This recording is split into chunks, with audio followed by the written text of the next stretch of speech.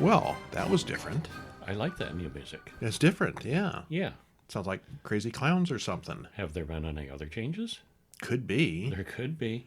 This is Weekly Horror, episode 292. From or the issue Horror 1, Guys. whichever. We're still the Horror Guys. We're still the Horror Guys, yes.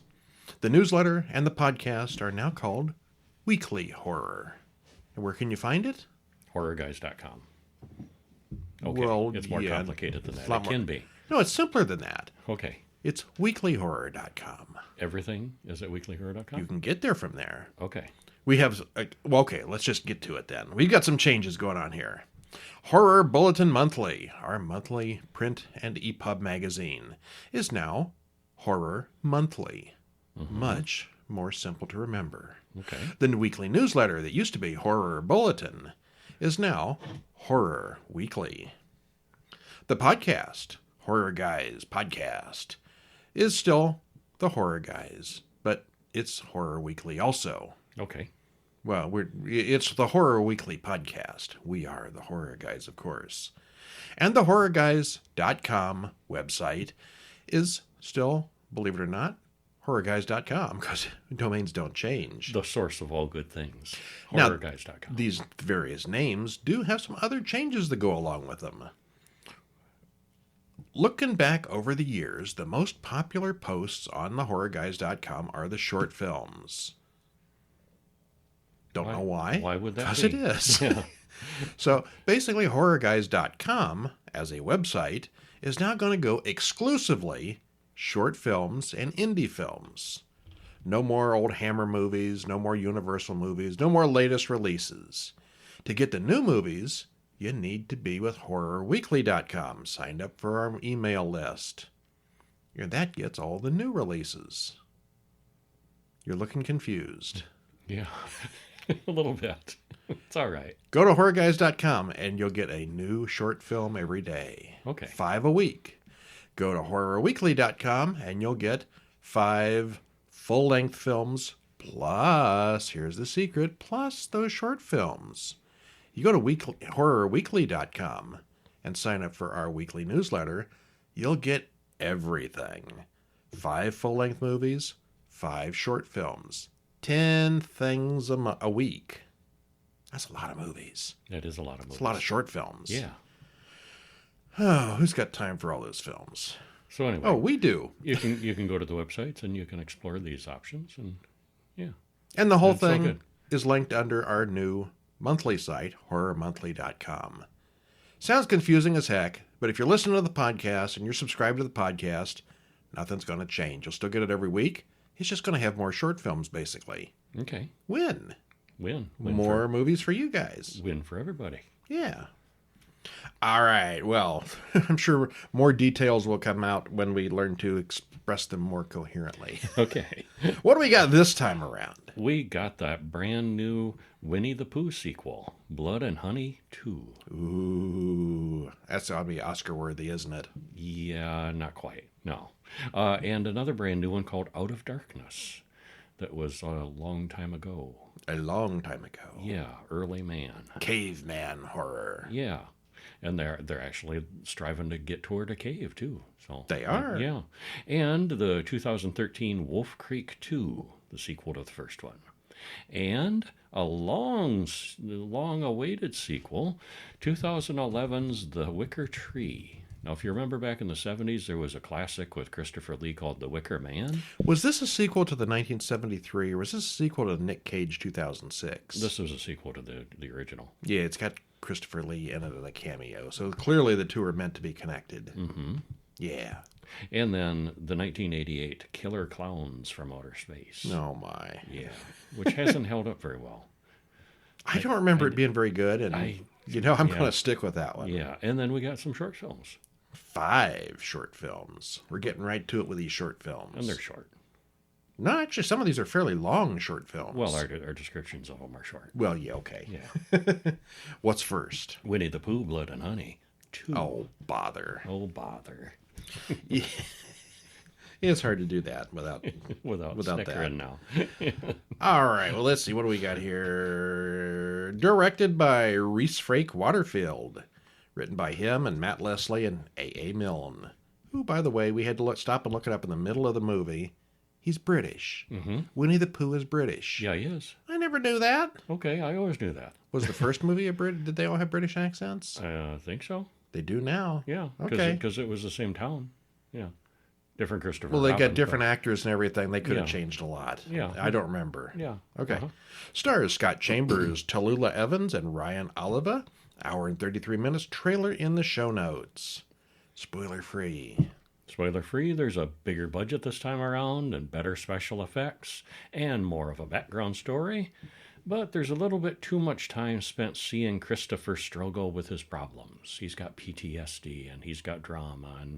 And I kept thinking, shouldn't there be more monsters in this movie? Shut up and get to the monsters. Yeah, but it does have some excellent gore kills and a good payoff once things do get going. Once things finally get going. Yeah. It's a slow starter. It does take a while. Yeah. And So- a different guy playing Christopher Robin this time around. And Yeah. he's deeply traumatized. And boy, they go into that a lot. He struggles. Overall, I liked it. Overall, yeah. I liked the first one. I think a lot of reviewers really liked to trash that first one as a cash grab. And of course it was a cash grab. Yeah, It worked. wasn't as bad as people They said. grabbed cash, yeah. Good enough to make a sequel, I guess. Yeah. At least one sequel. Mm-hmm. But I do think this was better than the first one. I think so, too. Yeah. Well, it's a brand new movie, so we're not going to spoil it to death, but we'll get a little taste to you here. We're reminded about the old story about the boy and the bear, and we're told about the 100-Acre Massacre, and things haven't gone so well for Pooh or our heroes since. We see an animated intro with Christopher Robin being loaded into an ambulance. Few believed his story, and he became a pariah in town. The locals searched for Pooh and his friends, searching and burning the woods, driving the animals to new places. Yeah, and it's kind of like the population is split. Some don't believe Christopher Robin, and some do believe there's monsters in the woods. And Some people have seen monsters in the woods. taken the law into their own hands, and yeah, their 100-acre wood is shrinking. 100 acres isn't that big to search for something as big as Pooh and the animals. There were probably some surrounding forests too, but unfortunately, there's also a town nearby. You drive them out of the woods, where are they going to go? Well, they end up reuniting with some old friends that weren't in the first film. Uh-huh. There were more creatures in that story. We cut to an RV with a woman trying to do a seance for the spirits of the 100-Acre Wood. Mia, Jamie, and Alice try using a Ouija board, but they don't get very far before Pooh shows up. Owl enters the scene. "Who's the abomination now?" he says, as credits roll. Mm-hmm. Oh, Owl, he's new. He wasn't there before. A new player has entered the game. Christopher Robin finishes up with his therapist. His girlfriend Lexi says it's like he's trying to make her leave him. He's really annoying. He gets home and finds that the neighbors have vandalized his car. When the police find the 3 women in the burned RV, the locals go out hunting for those things. Owl reports to Pooh and Piglet, "We trusted Christopher." Owl is tired of hiding. He wants to take the fight to the humans. Something big in a locked room growls ominously behind them. Mm-hmm. The hunters are still out after dark. They find Piglet and blow his head off. Pooh shows up and makes short work of the hunters. Now, speaking as a Piglet fan, I was not happy with this scene. Yeah, and then there's not a lot of Piglet anymore in the rest of the movie. Nope. Yeah. Chris gets laid off from the hospital. The administration has had complaints about him. He goes home to visit his parents and little sister Bunny. Chris's therapist hypnotizes him and takes him back to the past, when he and Pooh were friends. Turns out Pooh was really never a good guy, but little Chris didn't see the evil in him. Chris remembers watching as someone kidnapped his brother Billy. Lexi calls Chris while she's babysitting Freddy, and the kid that she's babysitting is watching the first movie on TV. Which I thought was pretty cool. That's pretty cool, yeah. Elsewhere, the police make it inside Pooh's hideout. The big door to the dungeon is wide open, and Tigger, the tiger, kills all of them. He should have been bouncier, though. The cop says, "Let's bounce," and he says, "That's my line." And then he kills all of them. So yeah, we got Owl and Tigger this time around. Mm-hmm. All right, I'm going to stop there because... We should. Yeah, that's a good place to Don't stop. spoil it further. We do find out more of the backstory. And Yes, yeah. why are these people, animal things, the way they are? It's Mm-hmm. not just random. We do find out. Okay, well, it's obviously a cash grab like the first one. I didn't hate the original Blood and Honey from just last year, so this kind of came out in a hurry. Mm-hmm. The first movie certainly had its problems, but I liked it more than most people did. Me too. I'm a Pooh fan, though, so all right. Well, this one clearly had a higher budget, better creature effects, and could do a lot more this time around. But between the 30 and the 50-minute mark, there's very little going on but Chris whining and dealing with his PTSD. Entirely too much talking and angst. About the time this old man named Cavendish explains everything, it starts getting more interesting then. It did, yeah. This one includes a logical origin story for the creatures, their human-animal hybrid experiments. It's silly, but it fits. Pooh here looks a lot better than the previous film. All the creatures do. They're a lot less rubbery. They're more expressive. Yeah, I think the other one, I don't know, there was no expression in the mask at all. This one, There's some they do expression. more with it, yeah. Mm-hmm. Yeah. For some reason, they decided to drop Piglet, who I liked in the first film. Owl is here, and he's not a very convincing flyer. It's a guy with wings stuck to his arms, it looks like. He's not great. But he does fly. But he's definitely creepy in the face. I expected more from Tigger also. More bouncing, for one thing. But maybe his effects were even less convincing and got cut. I can't picture how you could do that realistically. A bouncing tiger. Not without CGI. Motion capture or something. Even then, it would look kind of weird. There's just no way to make that look real. Yeah. It's got some excessive kills and good gore. There was a mention on the doctor's tape that some of the animals could regenerate, so Pooh can easily return in another film. And maybe Piglet could too. They all could. Yeah. It dragged a bit, setting things up, but once it got going, it really got going. Overall, I liked it at least as much as the first film, and there are still several animal characters unaccounted for that could be in a third film. Mm-hmm. Uh-huh. Yeah. You haven't fought the kangaroos yet. Or the rabbit. Kanga and Roo. There may be, I don't remember all of them. That might be all, I don't know. That's about it. Yeah. So what's Kevin got to say? Oh, I already said most of it. You know, I'm with you on enjoying the first film quite a bit. And like I said, they're less rubbery this time around. The amount of time when no creatures weighed heavily on me. It was too much. Yeah. They showed up at the beginning and then they disappeared for 40 minutes or so. And I would say I didn't care for this one as much as the first one. Okay. Yeah. That's legit. Yeah, not quite. All right. Well, what is next? Out of Darkness? Out of Darkness. Directed by Andrew Cumming. Written by Ruth Greenberg, Andrew Cumming, and Oliver Kastman. Stars Iola Evans, Arno Luning, and Rosebud Malarkey. Oh, I really want to be named Rosebud Malarkey. Rosebud Malarkey. That's an awesome name. Runtime's an hour and 28 minutes. The trailer in the show notes. And I don't know where this got on my radar. I never heard about it. No trailers. Just somebody must have said it was good, so we watched it. And it's brand new. It is. 45,000 years ago. It was very dark at night, and you couldn't call 911 for help. Nope. That captures the gist of this movie. Yeah. What you gonna do in the caveman days? Yeah. A small group of early humans fight to survive against the unknown with what limited resources they have.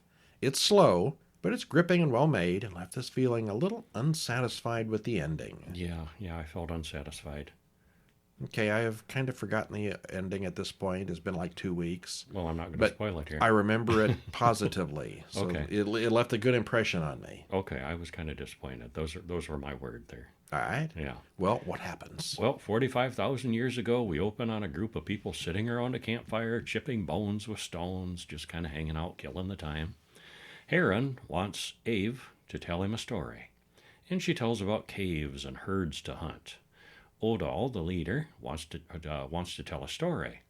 He tells them about their hunt for a very good, safe place with plenty of food and animals, and how they built a boat and went to a new land. It was supposed to be paradise, but it was cursed. The earth was barren. I don't think this is a story. I think they just did this. They relocated, and it didn't work out very well. And they're kind of starving and hungry, and things are not thriving. Yeah, the grass was not greener. Yeah. Adam and Odell argue about what's really out there, and Odell says it's not a place for happy stories. The danger of bringing the light into a dark place is that you might find out what lives in that darkness. And they don't. That sounds like a theme. And that's subtitles. They don't say that in English. It's what was it? Bastille, something. something based on Bastille. They kind of invented a language by mashing two languages together. It's a made-up caveman language. Yes. Yeah. Yeah. This movie is subtitled. Yeah. Yeah. Adam insists there are no demons, but if they had stayed at the old place, they'd all be dead now. And then credits roll. Well, that was early. Yeah. Well, in the morning, Gear and Bela talk about being hungry with nothing to eat. And we see some mountains in the distance. Those are likely to have caves to live in and animals living around.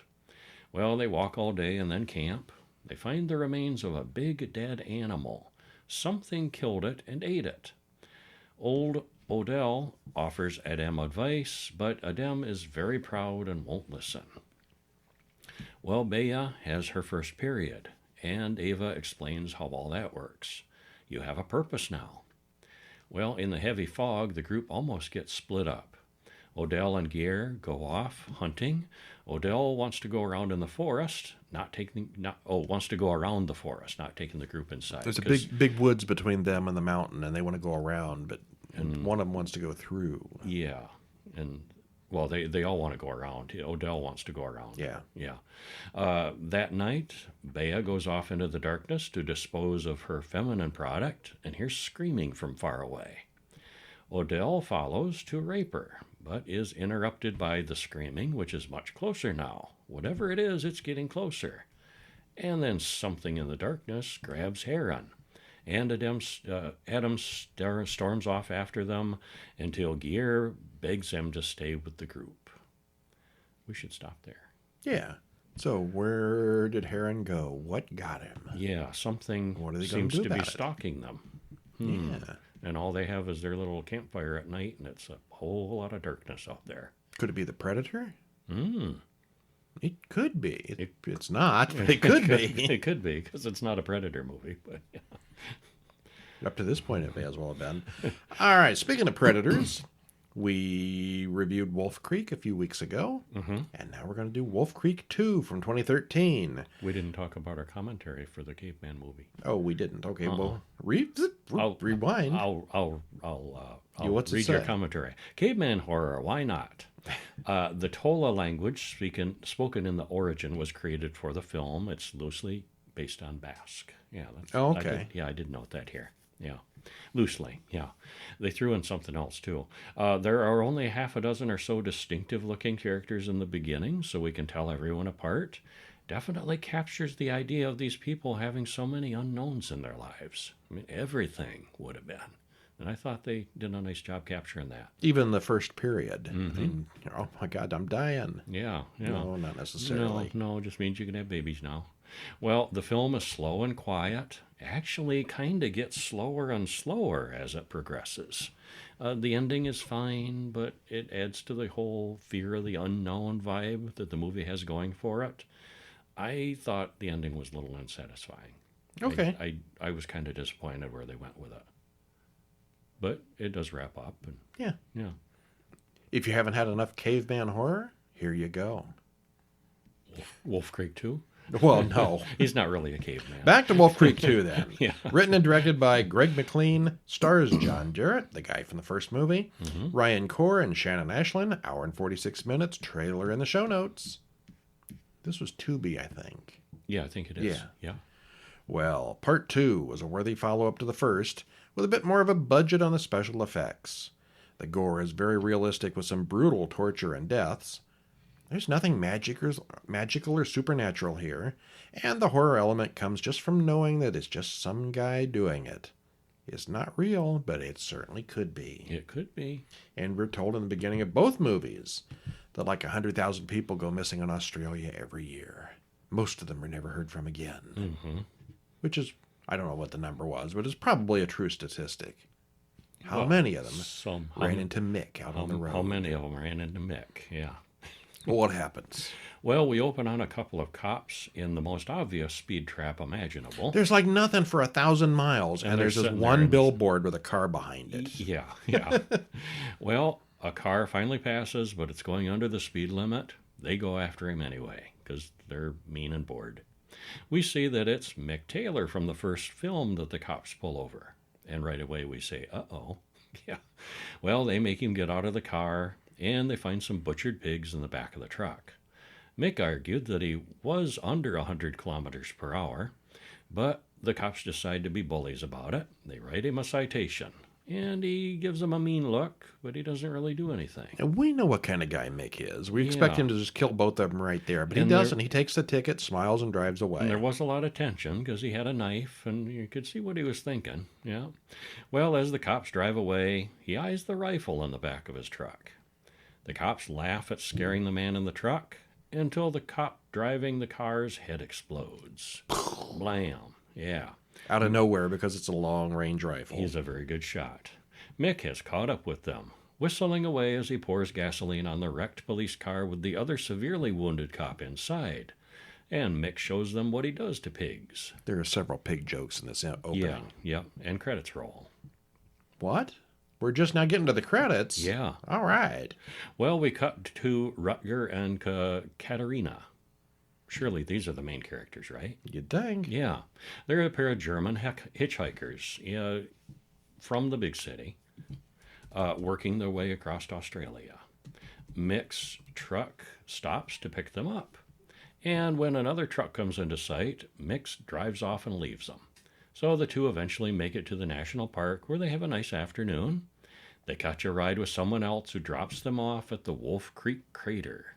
And it is a crater. Which was explained in the first film. Yeah. When they're done, they have trouble getting someone to pick them up for their trip home. They end up camping at the desert, but at least they have all their stuff with them. They hear a truck outside the tent, and it's Mick, who warns them that it's illegal to camp there. But he offers them a ride. And when Rutger declines, Mick stabs him to death. Subtle. He's about to rape Katerina when Rutger gets back up and smacks Mick over the head. But Mick doesn't go easy on him the second time, completely decapitating Rutger. Well, he's dead now. Yeah. He chokes out Katerina and gets to work. And Mick takes his time dismembering and butchering Rutger as Katerina wakes up and sneaks off. So Rutger was not a main character. Nope. Yeah. Well, we cut to Paul, a guy driving alone in his car. He stops when he finds Katerina in the road. She's hysterical, but he helps her into the car just as Mick sees them and starts chasing. Paul soon figures out that he's gotten in the middle of a bad situation as Mick tries to run him off the road. Both cars crash, and Mick shoots Katerina. What? So she wasn't a main character she's either. Not a main character. They keep doing this to us. Who's the main guy here? Mick, apparently. Well, Paul manages to get his Jeep started and drives away. After he goes a while, Paul stops to unload the corpse out of the front seat of his car.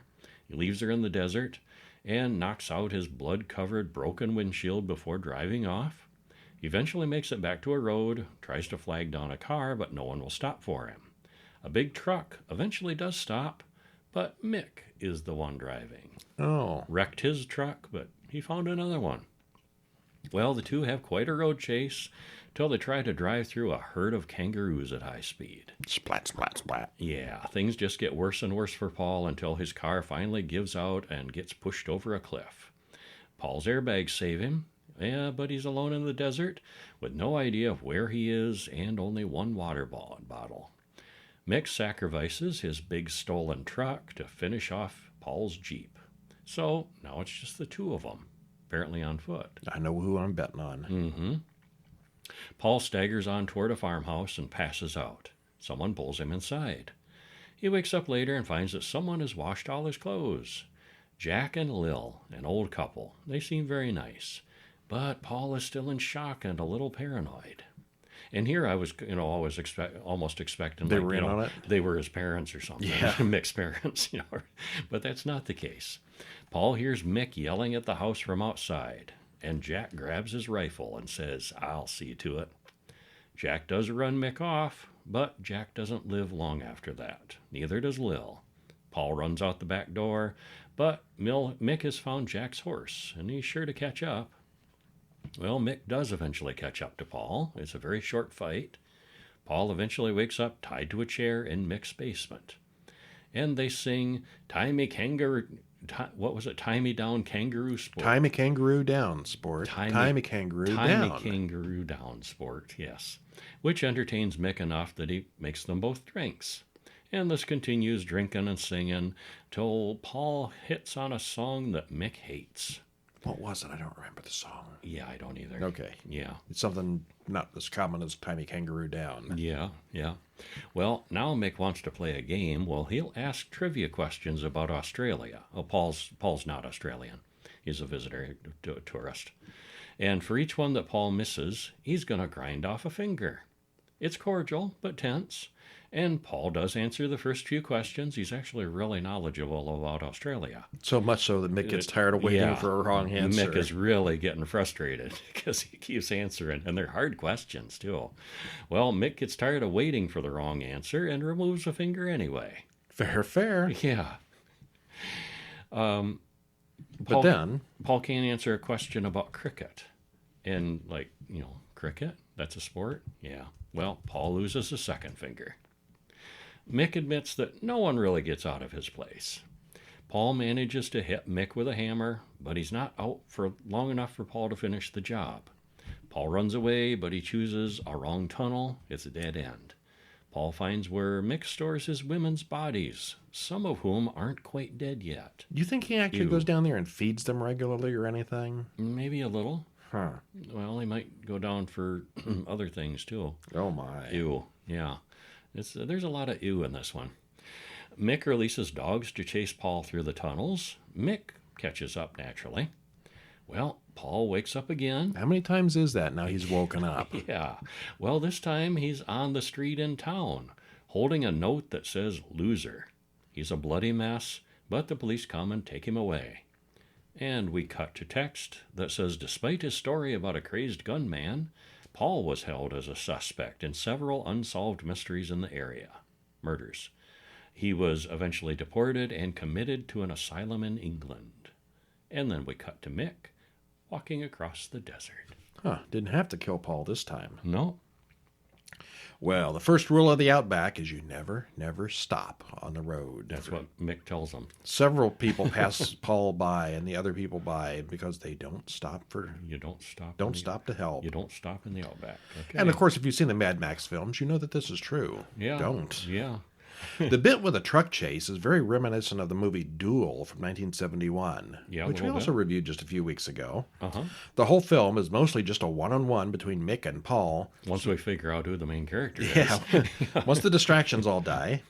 So it really is just sort of an extended duel between the two. Mm-hmm. And the filmmakers knew that the best part of the first film was Mick's personality and quirky mannerisms, and that's what they kept here.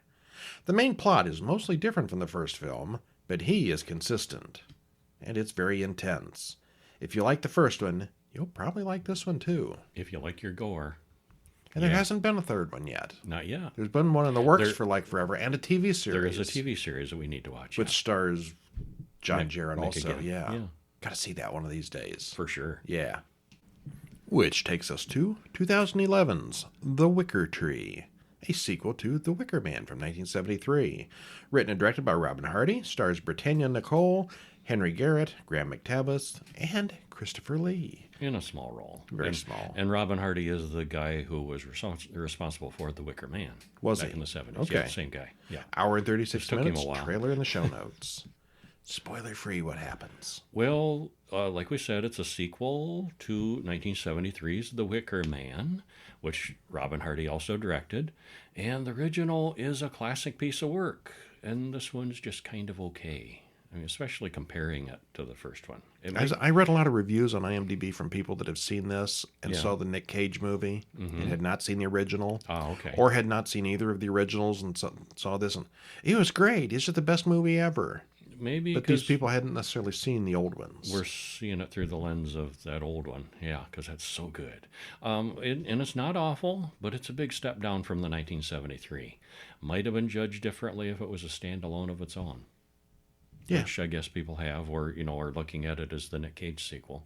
Yeah, it's not exactly a reboot, but it kind of also is. Kinda. Yeah, I don't know if they were thinking a series here or anything, but it could be. Yeah.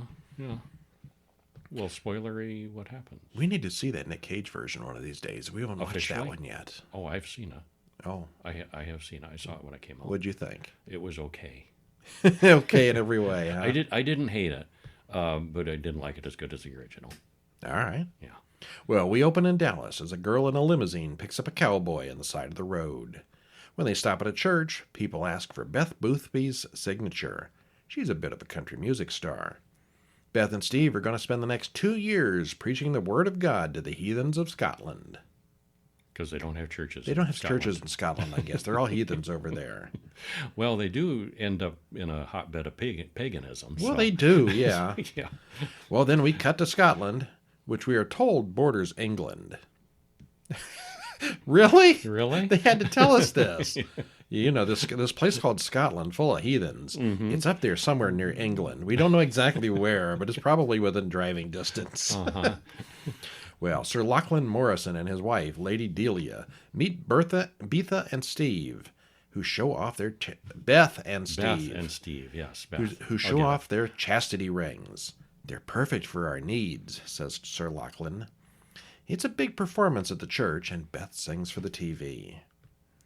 Now, she's supposed to be some kind of big country star. Yeah. Uh-huh. But she's going to this place to be a preacher for 2 years, like somebody who's unknown. Well, I think she's making the sacrifice for the Lord. She has heard her calling, and she is spreading the word, and this is how she's serving God. And yeah, that is going to make a huge dent on her career. Well, but she's going to do it because she has the faith. Back in their room, Steve and Beth make out, but there's only so far they can go with those chastity rings. The TV plays one of Beth's old videos, Trailer Trash Love, so we see she wasn't always like this. Well, they're both born again. Yeah. So, yeah. The next day, Steve and Beth go door to door, spreading the word of the Lord, or more likely, getting door after door shut in their faces. Yeah, it doesn't go very well. Delia says they might have a lot more luck outside the city. She knows a good place in the country. Delia asks if they're saved, and she makes it sound really creepy. Beth and Steve can't deny it, though, because it's in the Bible. Meanwhile, at the nuclear power station, Sir Lachlan joins them. Wait, go back to that part you just said, nuclear power station. Uh-huh. Yeah. Where did that come from? No, I just thought that was it's such an interesting choice to throw in because, they're going to visit, they're trying to, these poor backward Scots, The heathens, yes. these heathens that don't know science or anything. And they've got a nuclear power plant they're working on getting active. Yeah. Yeah. Well, everyone in this region of this land called Scotland that we've never heard of seems to work for him. Lolly, the groom, flirts with Steve as all the townspeople watch, but she's really in love with Orlando, the policeman. Mm-hmm. Jack is this weird guy who trains birds. He's very weird and only talks in poetry. Steve explains religion by using his trick deck of cards, which is kind of a good trick if it's real. But it's just kind of weird that he does it. It's a magic trick. Yeah. Sleight of hand. Even when the guys at the table shuffle the cards, Steve can get them back in order the right way. Beth spends some time with Morag, Marion, and Murdoch, who talk about the magic of May Day and the rebirth of nature. They let her try on the May Queen's dress, and surprisingly, it fits, almost as if it was made for her. Almost as if they planned ahead and made that for her. Yeah. Lolly and Orlando have sex. Mary sings a bawdy song in the pub to Steve, who dreams about sex with Beth. In the morning, Steve rides Sir Lachlan's special horse up to the castle. On the way, he sees Lolly bathing topless in the holy pond. He gets naked and joins her. So much for that chastity ring. Uh-huh. And he loses it somewhere.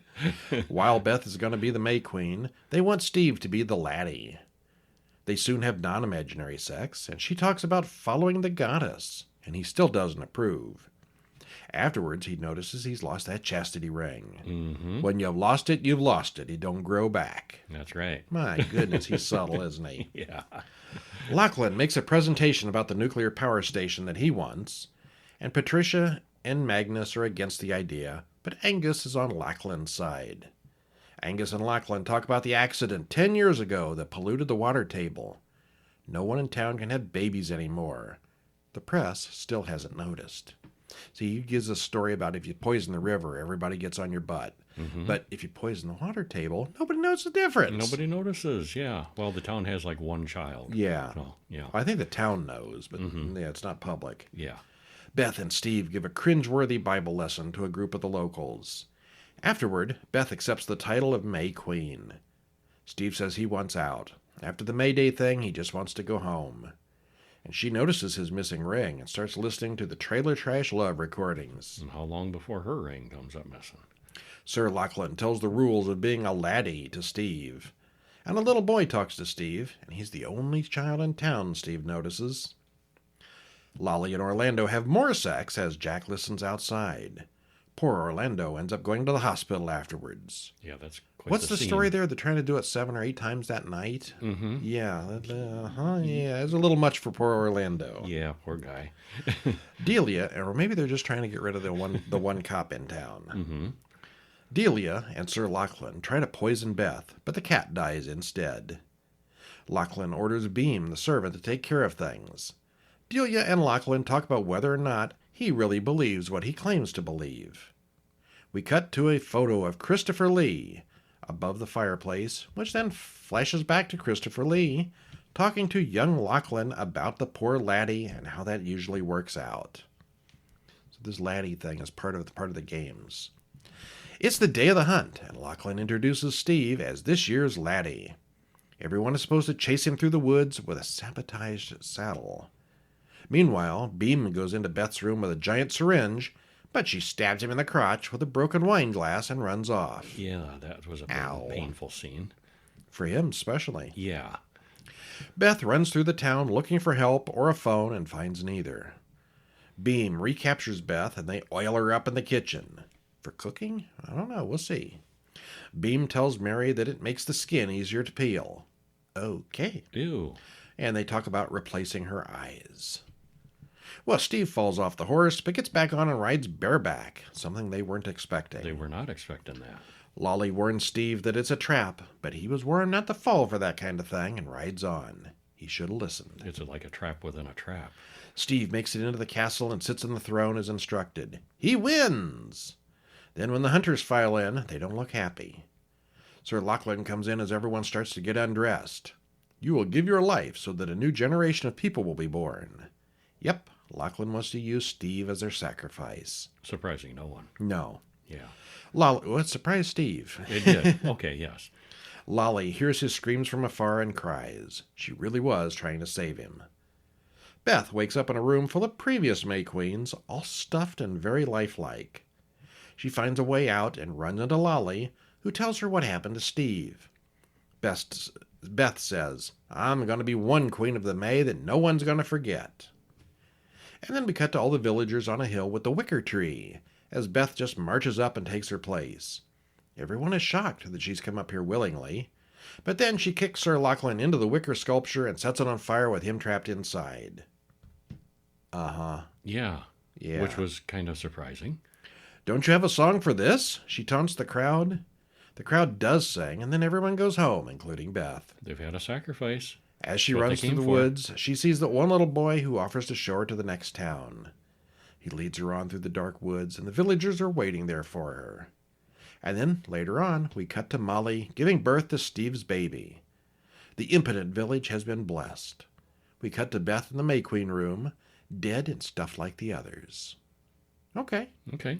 Where did they Yeah. get these dead bodies that they stuffed if they burn them in the fire? That's a good question. Yeah. They Because were talking about skinning her, but they wouldn't do that before the fire. No. Or maybe they would. Yeah. Well, best line of the Maybe movie. that's the normal procedure. Best line of the movie. She's almost severed your googly. Where'd you get that knife? Stuck in your googly. Stuck in your googly. The problem with making a sequel to The Wicker Man is that we already know the twist ending and the conspiracy behind it all. We essentially know what's going on here from the beginning. It's all about why and how it's going to happen this time. Much like the original, the point here is that Christians are silly and completely ignorant about how the real world works. Unlike the original, this one is almost played for laughs, except there really are people like Beth and Steve. Mm-hmm. Christopher Lee was intended to play Sir Lachlan in this one, but due to an injury on another film, he was unable to take the part. Instead, he just appears in a brief flashback.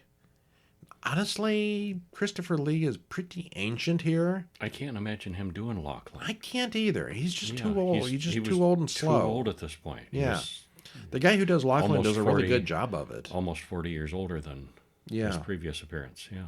It wasn't terrible, but it does suffer in comparison to the first film. But taken on its own, it's not bad. And I'd never even heard of it before. It did get a lot of publicity. Yeah. Not a big success at the time. Okay. Unlike Killer Klowns from Outer Space, 1988, that everyone's heard of. Directed by Stephen Chiodo. Written by Charles Chiodo, Stephen Chiodo, and Edward Chiodo. I smell a pattern here. Yeah. Stars Grant Kramer, Suzanne Snyder, and John Allen Nelson. It's an hour and 28 minutes trailer in the usual place. Killer Klowns from Outer Space. Spoiler-free judgment zone? The clowns here are pretty awesome, but they're surrounded by a movie that has not held up well. No, I was disappointed. I don't remember if I saw this when it came out or not. I can't believe that I wouldn't have. There are a few chuckles to be had, but a lot of the humor falls flat and seems stale. Kevin remembers being delighted when he saw it in '88 when it came out, but both of us felt relieved this time when it was over. Yeah, that exactly sums it up. Yeah. It is a horror movie, and it's well made. It's just I don't know, just stale. Yeah. Yeah, it's no maybe at the time the idea fresh. that it was clowns was funny, and it was Yeah. All right, what happens? Well, he says unenthusiastically. Yeah, we stop in at the Big Top Burger as the credits roll and see the characters there. And we follow Officer Mooney as he drives around the little town on Friday night, patrolling for nefarious teens. Up at Lookout Point, all the teens, and I say that loosely. Oh my gosh, these people are so not teenagers. The old actors playing teens. Yeah. Well, they're all drinking and making out until the ice cream truck drives up to annoy them all. Rich and Paul, the ice cream men, are not getting lucky tonight. Mike and Debbie laugh at the two idiots and then watch as a meteorite crashes nearby. They decide to go find it. Farmer Green also sees it crash on his land and grabs his shovel. They're gonna be rich. They're gonna find them a meteor. He's talking to his dog. When they finally get there, he doesn't find a rock. He finds a circus tent. Except he can't find a way inside, but something grabs his dog. And then Green sees a big, ugly clown who smiles at him and shoots him with a ray gun. That's not what clowns are supposed to do. Not supposed to, no. Well, Mooney brings a couple of the college kids into the station, and it looks like he has a problem with young people in general. He's really got a bad attitude. Dave, the younger cop, is a lot more reasonable. Mike and Debbie, they find the circus tent as well, and they get inside, but it's like no circus tent they've ever seen. And there's no one else there, so they go exploring. It's a lot bigger on the inside than they expected, and it smells like candy. They watch a clown come in carrying some of the local townspeople. The aliens all look like clowns and do clowny things. Well, the clowns chase the young couple through the woods, led by their balloon animal dog. Yeah, the aliens, they blow up a balloons, and it's literally a hound dog. Bloodhound. Bloodhound. Yeah, balloon bloodhound. Debbie wants to go to the police, but Mike says they'll never believe them. And meanwhile, the clowns start making their way toward town. The couple do go to the police station, and the police do not, in fact, believe them. Dave wants to follow up on the story, but Mooney just laughs and laughs. Well, the clowns are finding people, shooting them with their ray guns that turn them into pink cotton candy cocoons. A group of bikers confront the clowns, and one of them gets his whole head punched off. Pow! Yeah. Dave and Mike go back up into the woods where the circus tent was, but now it's gone. Well, they stop at Lookout Point, and all the teens are gone. Dave releases Mike from the cuffs. He believes him now. Mooney relieves numerous calls from citizens who see malicious clowns. He thinks it's all just a prank from the Ice Cream Brothers. Well, Mike finds Rich and Paul have crashed their truck, so he enlists their help. Meanwhile, Mooney is ignoring all the phone calls until one clown comes in to face him. He cuffs it, but its arms come off, and Mooney does get what's coming to him. Dave returns to find later that his prisoners are encased in cotton candy. Dave shoots one of the clowns. That doesn't do anything at all until he shoots it in the nose. Honk. And it explodes. They found their weak spot. Well, Mike and the Terenzi brothers, the ice cream guys, soon encounter an entire parade of clowns, collecting cotton candy-encrusted townspeople. At home, Debbie is attacked by mutated bits of popcorn in her bathroom. And the real clowns eventually zap her into a balloon. The clown car soon gets into the chase, with the ice cream truck and a police car. It's quite an escapade. Well, Dave figures out that all the clowns are headed to the old amusement park. The clowns attack the park security guard with pies, lots of pies, made of acid that dissolves him into a giant sundae. Dave, Mike, and the ice cream brothers go into the park, and it's all alien now, but still clownish. Mike and Dave rescue Debbie just before a bunch of clowns show up to chase them. The whole alien spaceship is like a big fun house, and they run all over the place inside. Well, the trio are eventually cornered by dozens of crazy clowns until the ice cream truck breaks through the wall. And the ice cream truck has a great big giant clown head on top. So they're speaking through, and it makes it look like the big giant clown is talking. Well, the alien clowns see the big talking clown on the roof of the car, and they're very, very confused. All the clowns quietly back off when something really, really big comes down through the ceiling. It's the king clown, and he smashes the truck. Mike and Debbie run outside as the circus tent pulls up stakes and gets ready to leave Earth. Dave stays inside to shoot at the Clown King. The whole spaceship takes off just as a bunch of police cars arrive. Well, inside, Dave pops the King's nose with his pin, and everything explodes. But Dave, he escapes in a clown car. Perfectly logical. Yeah, the ship explodes in the air, and the clown car lands with a kabloom, and they're thinking, oh no, there's going to be a clown coming out of there. And nope, it's Dave.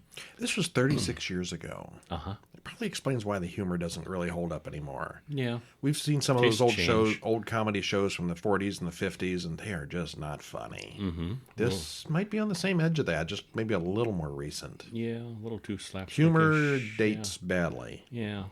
Well, most of these characters are supposed to be college students, right? Or are they high school students? I don't know. I think they were supposed to be college, but even they look too old They for weren't. college. We never get any explanation of why these alien invaders look and act like clowns. Not even a hint. Some sort of perception filter. Mm-hmm. No, they run around inside the place. It really is just a clown tent. Well, I think that one time he theorized that they visited ancient humans, and that our genetic memory, the terror of these horrific aliens, is where clowns came from. Okay. We're as a species remembering. Well, it all looks good, but the dialogue is just terrible. The characters are all just as stupid as they need to be for any particular situation, and the clown creatures are really well done, at least for clowns. The various clown attacks are mostly not interconnected. They're just sort of skits that all end the same way. Mm-hmm. It's considered a classic, but it's one of those you'll either love or hate. A lot like the cack at the Killer Tomatoes a couple weeks ago. Oh, this is better than that, though. Yeah, that's true, yeah. Yeah. I didn't much care for it. I was kind of eager for the ending to come and found very little of it actually funny. This time around, I was too. Yeah, for a very low-budget film, it was pretty well made, however. Just the clowns themselves are nearly iconic. You've seen these clowns before. Mm-hmm. All right, and now our many short films for the week. Shorts? Let's start with Amy's House of Art from 2023. Okay. Written and directed by Carl Huber. Stars Lauren Crandall. And that's all. Just one person. 6 minutes, 32 seconds. Trailer. No, not a trailer. There's a link to watch it on YouTube for free right now. Go watch it. You should. This was a good one. What happens? Well, we watch a recorded interview with a young artist who is excited to show off her work. She grows corn as a hobby. She paints as a hobby. She sculpts as a hobby. The material she uses, however. Uh-huh. Yeah. Well, it's really well done. It's filmed in the style of some kind of interview show, and Amy shows off her personality and her work, getting crazier and crazier as the interview progresses. The problem is, we've kind of all met someone like Amy. Well, not quite that crazy. It's short, it's a whole story, and it is very funny. Yep. Definitely thumbs up.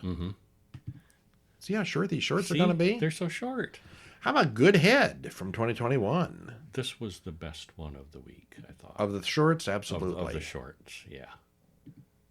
Boy, this might be the best one overall. Winnie the Pooh was pretty decent, but man, this one, I'm going to go with this one's best overall for the week. Okay.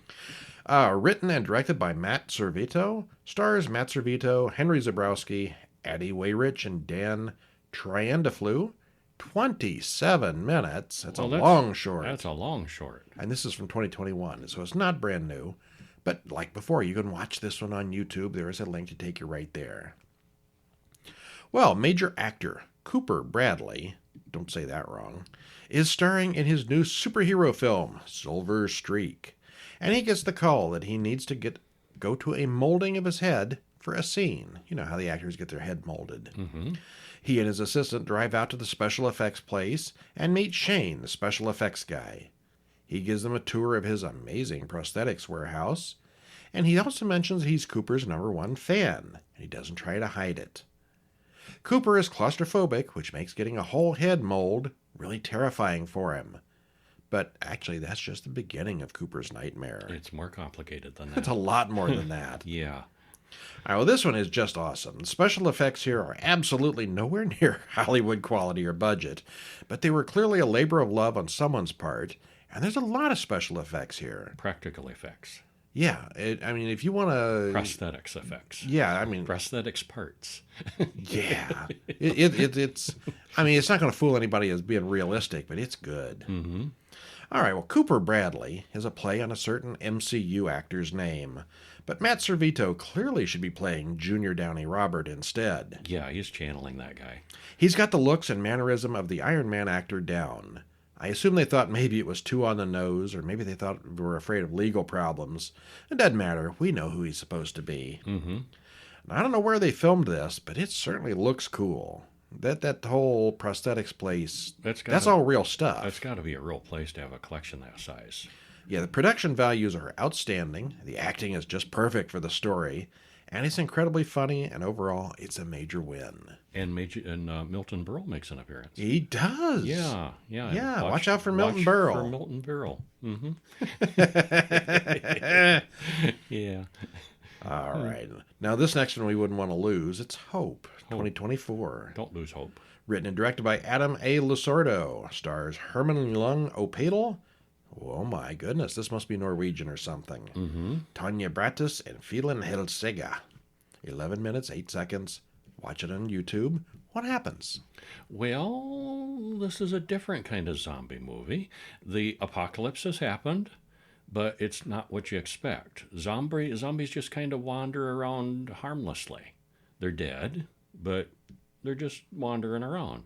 Nobody stays dead, but it doesn't matter. Well, they're actually the victims of pranking and bullying because they don't fight back.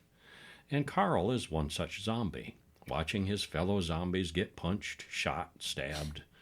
Oh, just terrible abuse. One guy even steals Carl's shoes. Who's going to go up to a zombie and steal his shoes? Yeah, life for Carl is pretty hopeless until he meets Hope, the zombie of his dreams. What could go wrong? They dance. They do. Yeah. Yeah. Well, this one is really good also. There's no dialogue. Like I said, it's Norwegian or something. Just a voiceover from a Sam Elliott impersonator. He certainly sounds like Sam Elliott. He was channeling Sam Elliott. Yeah. The basic premise starts off pretty silly, but it builds logically to the end. And it gets more and more horrific. Yes, it definitely does, yeah. The tone definitely changes. This is Kurt. He's a zombie. He's peaceful. He smiles. He's happy. Yeah, and here's all the funny things that are happening to him that are kind of awful, but still funny. People just don't know when to leave well enough alone, do they? No, they don't. No. Yeah. All right.